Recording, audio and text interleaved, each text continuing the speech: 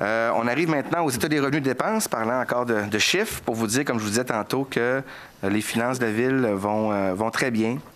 On continue sur la lancée d'un budget équilibré pour 2013. Puis comme je vous dis, on espère pouvoir vous annoncer de bonnes nouvelles pour les états financiers de 2012 prochainement. On prendrait un proposeur pour proposé par M. Savage. Ça va pour tout le monde? Oui. On arrive maintenant à rapport des conseillers, questions aux officiers. Je commencerai par vous, M. Savage, s'il vous plaît. Merci, M. le maire. Bonsoir tout le monde. Dans le dernier mois, c'est sûr qu'il y a eu plusieurs rencontres de travail. Entre autres, là, on travaille toujours à voir à l'avancement du projet une résidence pour personnes âgées à Petit Cap. Je pense que ce projet-là, tranquillement, chemine. On va, par le biais de M. Villeneuve, contacter le comité de citoyens pour les rencontrer sous peu, pour leur expliquer un petit peu l'état d'avancement. Il y a eu d'autres rencontres aussi, entre autres avec la MRC. Puis j'ai rencontré des comités dans mon quartier, là, comme le CLI dans Saint-Valo, qui s'inquiètent un peu pour le début de la nouvelle saison, de voir un peu comment ça pourrait fonctionner. Donc, c'est sensible un petit peu à ce qu'ils vivent, puis voir comment on peut les aider. Même chose au niveau du comité de l'âge d'or qu'on essaie de soutenir, puis voir un peu là, à les aider à la mesure de nos possibilités aussi. Puis on travaille actuellement aussi à finaliser, là, je dirais, le projet de chasse et pêche, le bâtiment. Il y avait un petit problème qui restait là, au niveau de l'eau, l'accès de l'eau. Fait qu'on va voir un peu comment on peut faire aussi pour essayer de leur venir en aide. Puis il y a eu différentes rencontres avec des citoyens de mon quartier. Mais ça fait le tour. Peut-être aussi, moi aussi, je voudrais féliciter les équipes qui nous ont représentés à la Coupe des Jardins, puis souhaiter la meilleure des chances aux deux équipes là, qui vont avoir la chance de se rendre au provincial. Merci, M. Savage. Merci beaucoup. M. Quenneville, s'il vous plaît. Merci, M. le maire. Bonsoir tout le monde. Pour commencer, je voudrais parler du centre de ski Mont-Béchervaise qui a terminé sa saison ce dernier dimanche. Pour faire un petit résumé, il y a eu 41 jours d'ouverture de ski, comparativement à l'an dernier, 37 jours. En dépit de tous les problèmes qu'on a eus cette année, je pense qu'il faut lever le chapeau au centre de ski. Il y a eu 6 soirées de ski. Il y a eu 319 cartes de saison de vendues par rapport à 250 l'an dernier et 23 gratuites, c'est-à-dire pour des enfants de 6 ans et moins. Donc, félicitations au conseil d'administration parce qu'ils font une très, très bonne job et merci beaucoup à la Ville de Gatineau pour le support au niveau technique et entretien. Aussi, il y a eu la journée du maire, pas la journée du maire, la journée du conseil municipal au centre de ski qui a porté, bien que ça se passe en même temps que le tournoi de hockey à Rivière-Nord, il y a eu quand même une bonne participation et beaucoup de jeux, cabane à sucre et bien des choses. Donc, espérons que l'année prochaine, ça va se reproduire aussi. Nous sommes le conseil, je parle au nom du conseil d'administration parce qu'on est toujours sur le projet des sièges. Donc, on attend l'appui de la population et l'appui du gouvernement. Là-dessus, il y a des programmes d'infrastructure fédérale qui sont en œuvre. Donc, on va faire application dessus. Aussi, j'ai assisté à secondaire en spectacle, de même comme mon confrère, M.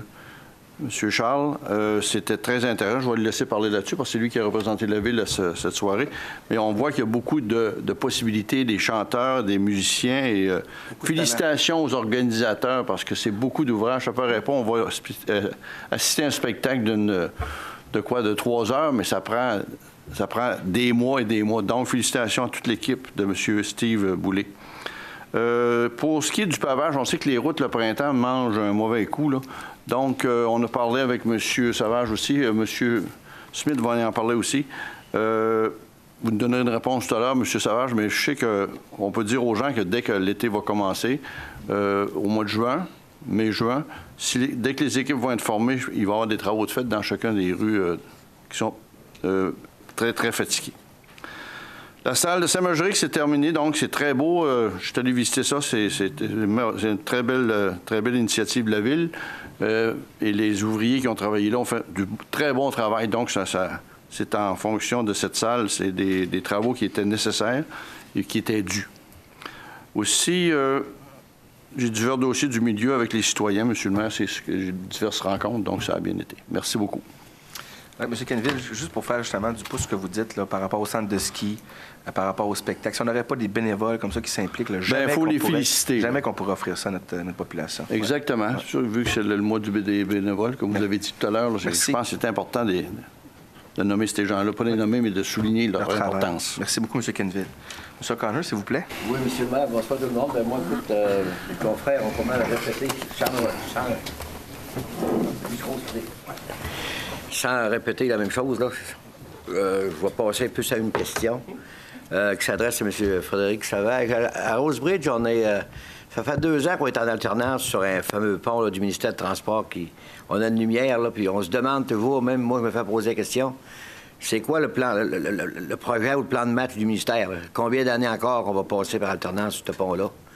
Est-ce que vous avez une réponse à ça ou vous avez été informé? Ou que... Oui, on a de l'information. Évidemment, comme vous dites, c'est un pont qui appartient au ministère des Transports, qui appartient pas à la ville de Gaspé. Ce qu'on nous a dit, c'est que le pont était sur une programmation pour 2014. Donc, il prévoit d'utiliser ce pont-là en 2014 comme pont temporaire, comme présentement, si on veut, pour procéder à la construction d'un pont qui va être à côté de ce pont-là, pour qu'en 2015, un pont soit accessible à 2 voies. Évidemment, c'est la programmation du ministère des Transports, donc on n'a pas de contrôle là-dessus, mais c'est ce qu'ils nous ont dit.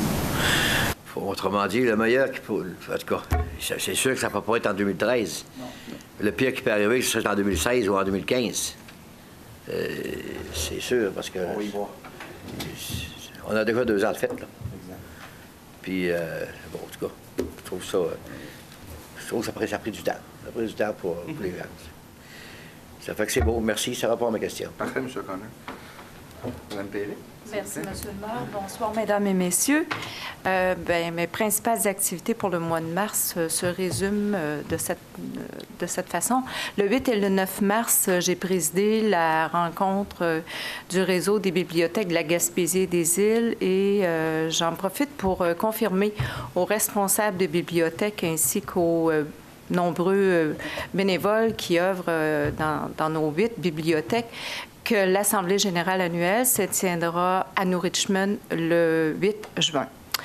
Ensuite, le 20 mars, j'ai représenté aussi le conseil municipal à une conférence de presse de la FADOC pour le lancement du nouveau programme d'appréciation de la qualité de vie des aînés en résidence privée. C'est sous le nom Qualité Logis-Être. L'objectif de ce programme est l'amélioration de la qualité de vie de nos aînés en mesurant leur taux d'appréciation. Le 22 mars, j'ai assisté également à une conférence de presse au Musée de la Gaspésie. C'était pour le lancement de la 176e édition. Il s'agissait d'un numéro spécial portant sur l'histoire des communications écrites et électroniques dans la péninsule. Le Musée de la Gaspésie, qui est éditeur du magazine, a profité aussi de l'occasion pour remettre 6 certificats de reconnaissance à des Gaspésiens ou à des organismes. Entre autres, pour Gaspé, les personnes suivantes ont été honorées. Il s'agit de messieurs Jules Bélanger, Lionel Bernier. Eux, ils ont été remerciés pour la mise en place du journal Farillon et de Radio Gaspésie. On a aussi remis un certificat à M. Bernard Bélanger pour son travail au Farillon et ainsi qu'à l'édition du journal La Péninsule. Et pour compléter, il y avait aussi un certificat de reconnaissance qui a été remis à messieurs Lyndon B. Chavez et Gary Brillant pour leur implication au journal Le Spec Newspaper. Donc, je les félicite personnellement. Également, à l'occasion de la 17e édition de la Francofête, l'Office québécois de la langue française, l'Association Québec-France et la Ville de Gaspé s'unissaient pour souligner ensemble notre langue. Donc, le dimanche 24 mars, j'ai collaboré à titre de présidente de l'événement à la lecture de la dictée grand public. Il me fait plaisir de vous donner les noms des gagnants. Il y a eu 3 catégories. La catégorie junior. En première position, il y avait Rosélie Perré. Deuxième position, Laura Deslapierre. Et en troisième, Louana Côté. Deuxième catégorie, amateur. Le premier, ça a été M. Jean-Paul Fournier. Deuxième, Yvan Landry. Et en troisième position, Mme Jacinthe Bernatchez. Et dans la catégorie expert, il y avait en première position Geneviève Gélina. Deuxième position, Jules Bélanger. Et en troisième position, Janine Rio. Donc, félicitations à tous ceux qui ont participé à cette dictée. Le 25 mars, j'ai aussi assisté à un déjeuner-causerie qui a été organisé par la Chambre de commerce et de tourisme de Gaspé. Cette rencontre est très proposée aux entrepreneurs et gestionnaires de notre MRC. Nous avons eu l'occasion à ce moment-là aussi d'avoir comme invité M. Gaétan Lelièvre, député de Gaspé et ministre délégué aux régions, qui s'est exprimé sur les divers projets de développement dans notre région. Le 25 mars, j'ai eu aussi le conseil d'administration du diffuseur de CD spectacles. Comme M. le maire en a parlé un petit peu plus tôt, je voulais partager avec vous que c'est avec beaucoup de fébrilité et de bonheur que le projet salle de spectacle, en tout cas, ça avance quand même selon le calendrier établi. Et j'espère qu'on aura l'occasion d'en faire l'inauguration en 2014. Et je termine ma présentation en vous mentionnant les principaux événements au cours du mois d'avril. Vous avez parlé tantôt, Monsieur le maire, que du 21 au 27, c'était la semaine de l'action bénévole, qui est sous le thème cette année « Partout pour tous ». Donc, je me joins à l'ensemble de mes collègues pour remercier les nombreux bénévoles qui œuvrent au sein de notre municipalité parce qu'il y a beaucoup de services qui nous sont offerts et c'est grâce à ces gens-là si on est capable de vous offrir, en tout cas, de la qualité des services. Ensuite, du 21 au 28 avril, il y aura lieu aussi l'événement littéraire de la Gaspésie et des îles, Livres en fête, avec la participation de l'auteur Francine Ruel, qui est le porte-plume pour cette année. L'équipe de Livres en fête invite la population à participer aux nombreuses activités. La programmation de la 8e édition, vous allez la retrouver sur le site de Livres en fête. Également, la ville de Gaspé invite sa population à se rendre dans nos bibliothèques parce qu'il va y avoir de nombreuses activités aussi qui vont être organisées en lien avec Livres en fête. Le 22 avril, c'est le Jour de la Terre. C'est le mois où la culture et la nature se marient pour célébrer le Jour de la Terre. Au Québec, plusieurs activités sont organisées pour souligner cette journée-là. Donc, peut-être que j'en profiterai aussi pour demander aux gens de notre municipalité de faire un petit effort pour protéger notre environnement. Je termine aussi en mentionnant que le mois d'avril, c'est le mois de la jonquille, qui est le symbole de la Société canadienne du cancer. Il y a beaucoup de personnes qui sont touchées par cette maladie. Donc, peut-être que j'inviterai notre population en étant généreuse et à acheter la jonquille parce que ça aide aussi à faire de la recherche et à soutenir aussi les gens qui sont touchés par cette maladie-là et leurs familles. Merci. Merci, Mme Perry. Faites du pouce sur ce que vous avez dit par rapport au 22 avril, par rapport à la Journée de la Terre. Je sais qu'il y a des gens au collège, au cégep, avec justement des bénévoles qui s'impliquent dans l'environnement, qui vont organiser là, des activités spéciales pour cette journée-là, puis qui vont faire un appel à la population. Là. Bon, bien, merci de l'ajouter. Merci, Mme Perry. M. Aspiro, s'il vous plaît. Oui, bonsoir tout le monde. Je sais que mes collègues, M. le maire en a parlé, mais je tiens quand même à féliciter tous les gens là, au niveau de la Coupe des Jardins. On a eu quand même des félicitations là, de Hockey Québec. Je vous dirais que ça a été une grosse fin de semaine, même au niveau de... C'est sûr que la température là, nous a donné du fil à retard un petit peu, mais en général, je vous dirais que ça a été très bien, puis il y a eu une bonne participation des gens de la grande ville de Gaspé, de la région, puis je veux dire de l'extérieur aussi. On ne peut pas passer sous silence non plus au niveau de secondaire en spectacle. Secondaire en spectacle, ça a été, moi, en tout cas pour ma part cette année, ça a été formidable. Ça a été, au niveau des professeurs, des gens, des élèves, ça a été une participation qui a été une de très bonnes participations au niveau de tout ce monde-là. Puis, ça menait aussi jusqu'à des îles de la Madeleine, un petit peu de toutes les polyvalentes de la Gaspésie. Fait que je pense que c'est un plus pour nous autres. Puis comme, sans vouloir se répéter, là, c'est comme on disait tantôt, le bénévole là-dedans, là, c'est plus qu'un plus. C'est ça qui fait que la différence, que la réussite d'un projet comme celui-là. Monsieur le maire, tantôt, j'ai juste pour enchérir un petit peu là, au niveau aussi de la station là, maritime dans le secteur de Rivière-Nord. Moi, ce que aussi qui me fait, je dirais, on va dire les vrais mots, ce qui me fait de la peine là-dedans, c'est que c'est de la façon que ça se fait. Quand je dis la façon que ça se fait, c'est qu'on diminue on diminue les services, mais avec le nombre d'années comme tel. Quand je dis le nombre d'années, là, on échelonne ça sur 3 ans. Un petit peu comme ça a été dans le temps là, qu'on a eu, je ne sais pas si les gens se souviennent, la prime de région éloignée. Ben là, on met ça sur une période de 3 ans. Puis la première année, ben, on dit, ben regardez, on va faire une coupure de X. Puis la deuxième année, ça diminue encore. Puis la troisième année, ça s'en va complètement. Je pense que c'est une stratégie là, qu'on voit avec les années passées qui se fait, puis on dirait qu'il prend un petit peu d'ampleur là-dedans. Fait que je pense que ce qu'il faut que les gens fassent, c'est que, comme on dit, qu'il y a un réveil collectif qui se fait là-dessus parce que ça n'a pas de sens. Je veux dire, ça n'a pas de sens. On va fermer un restaurant, on va confirmer quelque chose quand même qui est vraiment banal, puis qui avait... puis je veux dire, je veux pas dire que c'est banal fermer un restaurant, là, mais je veux dire, avec une masse salariale de 400-500 000, puis on parle d'une masse salariale d'1 600 000, puis là, ça va s'éteindre, puis tout va bien. Non, je pense que là, on est rendu quand même à un certain point là, qu'il faut qu'on se prenne en main, puis qu'il y a quelque chose qui se passe là-dessus, parce que, regardez, si on fait ça, ça va être la ville de Gaspé puis la Gaspésie au complet qui va avoir des fermetures, puis c'est pas des petites fermetures. Là. En tout cas, j'espère que les pêcheurs, toute la population, comme je vous dis, je me répète peut-être là-dessus, là, mais regardez, il faut vraiment qu'il y ait une prise en main de la population là-dessus pour que ça reste ouvert, parce que c'est un non-sens. Pour ça, pour moi, monsieur le maire, ça fait le tour. J'aurais quand même 2 questions pour les officiers. La première, ce serait au niveau des travaux dans le secteur de Rivière-Nord. Probablement que ça va être le directeur des travaux publics là, qui peut me répondre à ça. C'est quoi l'échéancier qu'on a à court terme? À court terme, il faut quand même s'entendre, mais durant la prochaine année, à savoir où qu'on va commencer puis où qu'on va finir pour au niveau des travaux.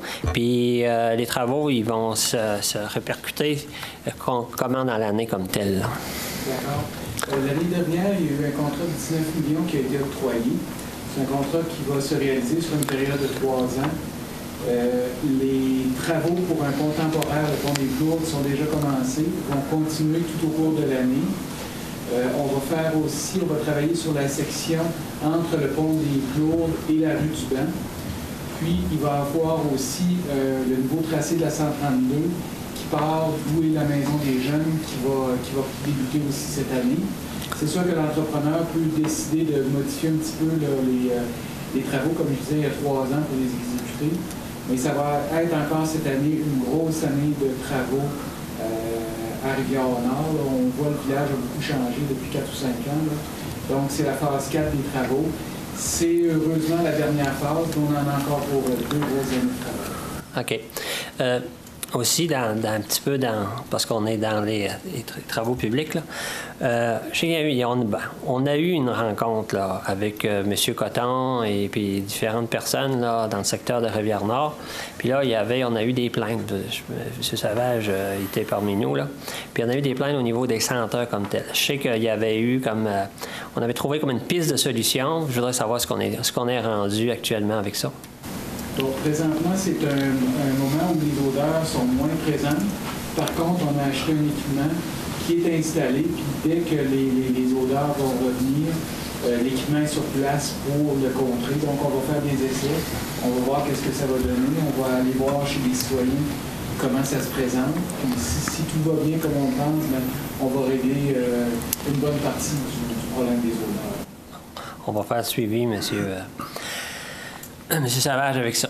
Puis ma dernière question que j'aurais, ce serait plus au niveau de l'urbanisme. Puis c'est une question, je vous dirais, qui m'est demandée, là, pas juste pour les gens du secteur de Rivière-Nord, c'est dans différents secteurs aussi de la grande ville. Là. Quand il y a des développements domiciliaires à l'intérieur de la ville, les aides qui existent au niveau de la municipalité, là, ça fonctionne comment? Puis le programme d'aide, c'est quoi comme tel? C'est une politique qui est adoptée en 2005 pour les politiques de prolongement ou de nouveau développement résidentiel. En gros, la municipalité rembourse 25 des dépenses admissibles d'un projet. OK. Et d'aqueduc et d'égouts.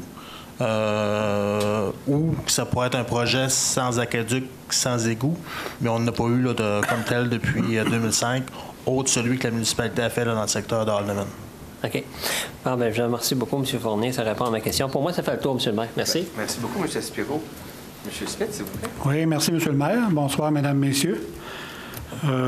Pour les activités du mois dernier, ça se résume aux rencontres régulières du Conseil, tout simplement. J'aurais un petit message peut-être à passer. Il y a des gens qui m'ont parlé cette semaine. Ils ont circulé un peu dans les rues de la ville. Puis ils ont remarqué qu'il y avait beaucoup de détritus. C'était sale un peu.